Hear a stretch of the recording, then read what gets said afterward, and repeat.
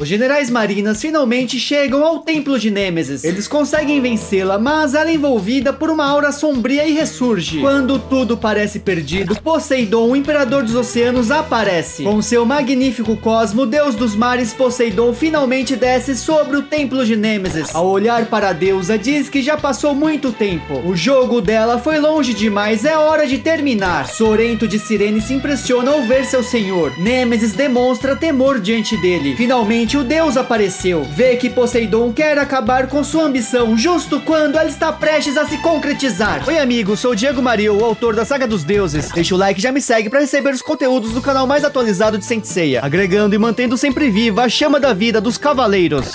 Saint Seiya Rise of Poseidon, penúltimo capítulo, Kamui. Nêmesis aponta sua espada e ataca Poseidon, pois isso não é algo que ele possa decidir. Com o tridente, Julian Solo se protege do golpe. Nêmesis se enfurece. Ele manda ela baixar a espada. Avisa a deusa que se ela se render agora, em consideração aos seus anos de serviço, poupará sua vida. Ela deveria ser capaz de compreender a diferença de poder entre eles. Do contrário, irá escolher a destruição. O cosmo que faz as cabeças se curvarem, essa é a cosmoenergia de um verdadeiro deus. Nesse caso, Poseidon alerta Nêmesis que irá começar. Nêmesis não, melhor dizer, Pollux, o filho de Zeus. Poseidon percebeu, como era de se esperar de um dos 12 deuses olimpianos, o imperador dos oceanos, Poseidon, que é comparado ao próprio Zeus. É assim que tem que ser, caso contrário não seria divertido. Julian Solo observa o inimigo, que o tornará um sacrifício digno para ele, Pollux, segundo filho do imperador celestial Zeus. Poseidon se defende do ataque de espada. O maligno adversário o derrotará. Pollux quer saber o que está acontecendo com o imperador Poseidon. Sorrindo, pergunta se por acaso seu tridente se tornou apenas um enfeite. Ele ataca novamente com a espada. Os generais marinas estão perplexos. Canon vê que o poder de Pollux é realmente impressionante. Aqueles que nasceram sob o mesmo destino, sob a mesma estrela, apesar de serem inimigos declarados. Agora pode entender esses sentimentos. Carregando nas costas a alma de uma outra metade, o irmão que não voltará. Ele desafia um deus. É como ver aquele sonho fugaz se tornar realidade. Yodskila reconhece que ambos são deuses, mas ainda não consegue acreditar que esses braços frágeis estejam causando algum problema ao imperador Poseidon. Emocionado, Baian de Cavalo Marinho imagina que ele possa estar se contendo. Sorento de Cirene se preocupa. Julian Solo não parece ser rival para o filho de Zeus. Agora compreende, foi exatamente como Pollux pensou. Sorento vê que então era isso. Não é que o senhor Poseidon esteja se contendo. Ele está lutando apenas com uma fração mínima de seu verdadeiro poder. Neste momento, ele preencheu os vastos 7 mares com o próprio cosmo e ergueu uma enorme barreira. Além disso, sua verdadeira alma permanece selada dentro da ânfora de Atena, muito abaixo da superfície. Não se sabe ao certo se o poder atual de Poseidon se compara ao que possuía quando despertou parcialmente no templo submerso através de Julian Solo. Isaac percebe que faz total sentido. Krishna se pergunta se será capaz de proteger a Terra. Mesmo assim, um deus aceitou o duelo de outro deus. Qualquer ajuda imprudente seria imperdoável. Por enquanto, tudo que os marinas podem fazer é observar seu senhor lutar contra Pollux. O tridente e a espada colidem. O filho de Zeus consegue desarmar Julian Solo. O tridente de Poseidon gira pelos ares e crava no solo do templo de Nêmesis. Pollux venceu. O imperador dos oceanos foi derrotado. Sorento tenta intervir, mas Poseidon pede que não se preocupe. O general Marina segue a ordem de seu deus. O imperador lamenta. Pollux não entende sobre o que ele se refere. Apesar de ter o sangue dos deuses em suas veias, Pollux é apenas um simples humano. E Nêmesis, apesar de ser uma deusa, ainda é uma garotinha. Poseidon pensou que não seria necessário que ele, o imperador dos mares, usasse toda a sua força. Pollux vê que suas previsões falharam. E essa arrogância será a sua ruína. De fato, Poseidon errou, mas irá corrigi-lo. Pollux avança dizendo que é tarde demais. Poseidon invoca Tétis, ordena que lhe traga a sua vestimenta divina. Tétis de sereia revela a vestimenta divina de Poseidon, que surge atrás de Julian Solo. Pollux não pode acreditar. Diante do esplendor da veste, não consegue se mover. Os generais marinas estão estarrecidos. Se perguntam se essa é sua escama, mas ela tem uma aparência aparência diferente. A Marina Tets revela que é exatamente isso. Graças ao cosmo derramado nos 7 mares por todos os generais, ela recuperou sua antiga aparência. Por assim dizer, esta é a sua verdadeira aparência. A escama da era mitológica de Poseidon. Ela desmonta e vai na direção de Julian. Finalmente, a vestimenta divina foi trajada. Esta é a Kamui. Pela primeira vez nesta era, Julian Solo traja a armadura dos deuses do Olimpo. A verdadeira batalha final começa agora. Pollux, o filho de Zeus, começa a gargalhar. Só por ele usar vestes bonitas não irá desistir. Ele jamais se deixaria intimidar por algo assim. Desde o início aceitou a ideia de enfrentar um deus. Ele ataca novamente com a espada, mas Poseidon desvia. Pede que descanse, que encontre a paz daqueles tempos tranquilos. O mangá que desenvolvi por 13 anos finalmente está completo. Agora no formato Kanzenban. Adquira agora mesmo a história completa em sua edição de colecionador, link na descrição. Poseidon ataca Pollux com seu tridente. A arma divina atinge o corpo possuído da deusa Nêmesis, que larga sua espada. O poderoso ataque desferido pelo Imperador dos Oceanos, trajando a Kamui, derrota o filho de Zeus e expulsa sua alma do corpo da deusa da vingança. A alma de Pollux voa pelos céus, libertando completamente Nêmesis, que fica desacordada no solo de seu templo. Os generais marinas observam o triunfo de seu senhor. Se perguntam se finalmente a batalha acabou. Sorento se aproxima de Poseidon, que sorri ao vê-lo, mas a Kamui deixa seu corpo inesperadamente. Sorento se espanta. Julian Solo caiu. Cirene percebe que agora ele não é mais Poseidon, mas sim o senhor Julian Solo. Canon imagina que acabaram suas energias. De repente, o templo de Nêmesis começa a desmoronar. É perigoso ficar lá. Todo o templo está caindo. Sorento percebe uma movimentação. É Nêmesis, a deusa sobreviveu, mas diz aos generais marinas que aceita sua derrota, embora talvez ela tivesse sido derrotada há muito tempo, quando rejeitou o conselho de sua amiga, que arriscou a própria vida. Nêmesis derrama lágrimas e pede perdão a Justitia. Realmente sente muito. Olhando seu templo desabar sem se mover de lá, Nêmesis vê que é exatamente como Pégaso falou. Sorento grita para Nêmesis não fazer isso. A deusa permanece no templo, onde o solo começa a rachar. Ela se vira para Cirene e sorri, com um olhar sereno. Nesse instante, ela fecha seus olhos e junto dos escombros cai.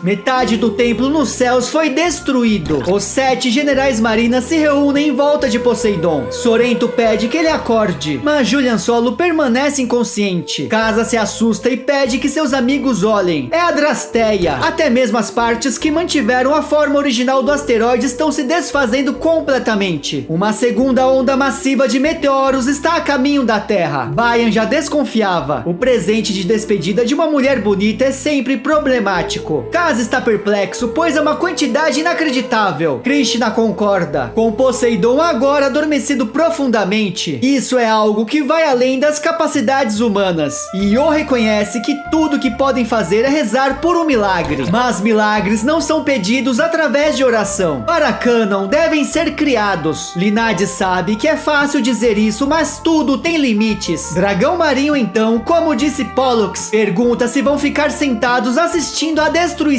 da Terra. Casa compreende e o acompanhará. Canon pede para Sorento ir embora, pois os 6 já bastam, embora ele não possa garantir. Mas Cirene tem uma missão que só ele pode cumprir. Deve levar Poseidon, não, Julian, à superfície. Sorento entende as palavras de Dragão Marinho, ou melhor, seu amigo Canon. Ele o encarrega dessa missão. O comandante dos marinas pede que o ouçam. Eles cuidarão dos meteoritos a partir de agora. Chrysaor sabe o que isso significa. Pergunta se essa é uma ordem como líder dos generais marinas, mas está brincando. Não tem motivos para duvidar dele a essa altura. Os demais marinas acham engraçado. Não são mais necessários ordens ou favores. Sorento carrega Julian Solo e se aproxima do abismo. Eles confiam a ele o Imperador Poseidon. Cuidarão de eliminar essas pedras. Não deve olhar para trás, nem se preocupar com eles.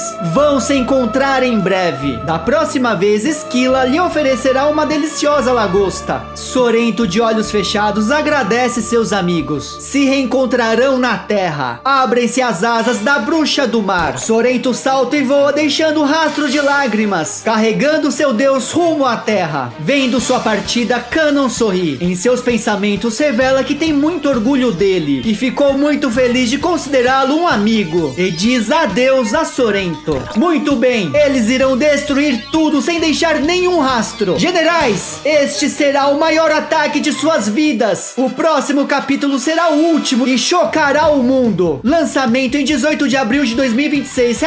#Kamui. Muito obrigado.